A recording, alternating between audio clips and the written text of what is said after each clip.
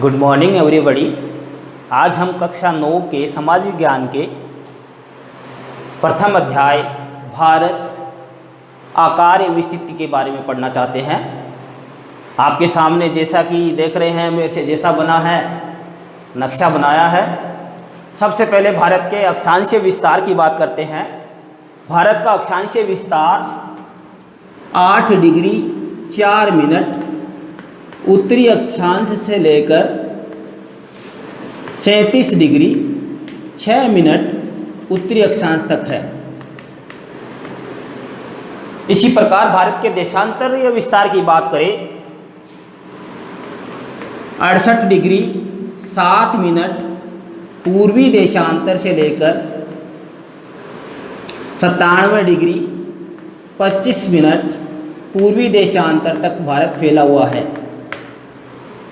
आपको मैं नक्शे में दिखाऊं तो भारत का ये जो कोना है लास्ट मुख्य भूमि का यह 8 डिग्री 4 मिनट उत्तरी अक्षांश है। इसी प्रकार भारत का सबसे जो उत्तरी कोना है वह 37 डिग्री 6 मिनट उत्तरी अक्षांश तक फैला हुआ है। इसी प्रकार भारत का यदि पूर्वी कोना देखा जाए तो यह 97 डिग्री 25 मिनट पूर्वी देशांतर और पश्चिमी देखा जाए तो यह 68 डिग्री 7 मिनट पूर्वी देशांतर तक फैला हुआ है। हम ये समझना चाहते हैं कि ये अंक है क्या और ये माप ग्लोब के ऊपर कैसे देख सकते हैं ताकि हमें भारत की स्थिति ग्लोब के ऊपर पता लग जाए। अब मैं आपको थोड़ा सा अक्षांश और देशांतर के बारे में बताना चाहता हूँ ताकि ये आसानी से समझ में आ जाए। मान लीजिए ये अपना ग्लोब है और इसके बीचों बीच जो लाइन खींची गई है आप सबको पता है 0 डिग्री अक्षांश रेखा है। 0 डिग्री के ऊपर इसी प्रकार भूमध्य रेखा से कोण बनाती हुई 90 रेखाएं और खींची गई है जिनके नाम अक्षांश रेखाएं हैं। पूर्व से पश्चिम की ओर जो रेखाएं खींची गई है वो अक्षांश रेखाएं या ये पूरा वृत्त बनाते हैं इसलिए इनको अक्षांश वृत्त भी बोलते हैं। इसी प्रकार 0 डिग्री के नीचे भी इसी प्रकार के 90 रेखाएं खींची गई है। अब इनको नंबर देवे 1 डिग्री 2 डिग्री इसी प्रकार आगे जाते जाते उत्तरी ध्रुव के ऊपर 90 डिग्री नीचे की ओर नंबर देवे 1 डिग्री 2 डिग्री इसी प्रकार दक्षिणी ध्रुव पर आते आते 90 डिग्री। दोनों एक से हो गए हैं इसलिए 0 डिग्री के ऊपर वालों के आगे हम उत्तरी अक्षांश नाम लिख देते हैं उत्तरी अक्षांश और नीचे वालों को पहचानने के लिए दक्षिणी अक्षांश।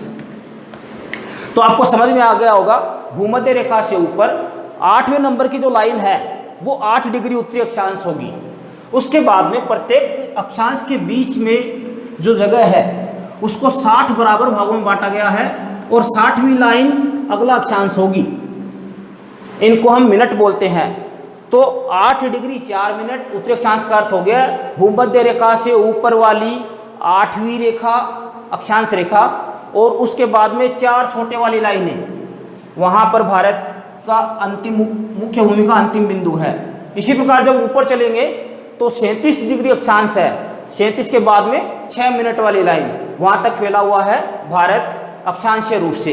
इसी प्रकार यदि हम देशांतर लेवें जो 0 डिग्री देशांतर रेखा है यह भी पूरे ग्लोब को 2 भागों में बांटती है पूर्वी और पश्चिमी। इसी प्रकार पूर्वी भाग के अंदर भी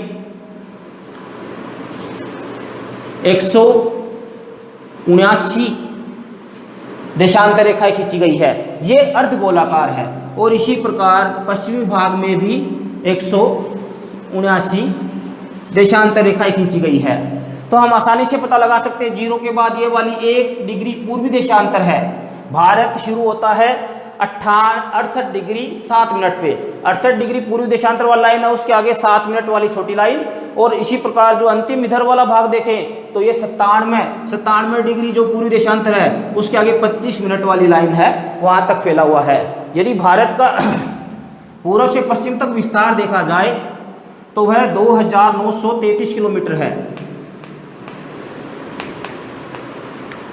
उत्तर से दक्षिण तक यदि भारत का विस्तार देखा जाए भारत थोड़ा उत्तर से दक्षिण की ओर लंबा अधिक है। इसकी लंबाई 3214 किलोमीटर है।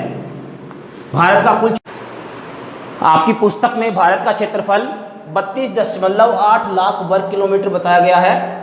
एक्यूरेट देखें तो 32,87,263 वर्ग किलोमीटर भारत का क्षेत्रफल है। भारत की जो स्थलीय सीमा है, स्थलीय सीमा का अर्थ हो गया है ऐसी सीमा जो ज़मीन से जुड़ी हुई है, उसे स्थलीय सीमा कहेंगे। भारत की स्थलीय सीमा 15,200 किलोमीटर है। ये यहाँ पाकिस्तान से शुरू होकर और ये राजस्थान, पंजाब, फिर इधर जम्मू कश्मीर और इधर से होते हुए जो म्यांमार तक जुड़ी हुई है और फिर बांग्लादेश के पास, ये सारी की सारी स्थलीय सीमा 15,200 किलोमीटर है। इसी प्रकार यदि भारत की जलीय सीमा देखी जाए तो भारत की जो जलीय सीमा है वह अंडमान निकोबार द्वीप समूह और लक्षद्वीप सहित 7,516.5 किलोमीटर है। ये भारत की स्थलीय सीमा है। अब यदि ग्लोब के ऊपर हम भारत की स्थिति देखना चाहें तो ये 0 डिग्री की लाइन और ये 0 डिग्री की लाइन, इससे इस यहाँ पे इस कोने में जो कि उत्तरी पूर्वी कोना है उसमें दिखाई देती है। और यदि हम एशिया में इसकी स्थिति देखना चाहें तो एशिया के ठीक सबसे दक्षिण में है। आपकी किताब में नक्शा दिखाया गया है, उसमें एशिया के ठीक दक्षिण में है और दक्षिण में बीचों बीच है। तो हम कह सकते हैं कि भारत दक्षिणी भाग पर हिंद महासागर हिलोरे मारता है, इसके पूर्वी भाग में बंगाल की खाड़ी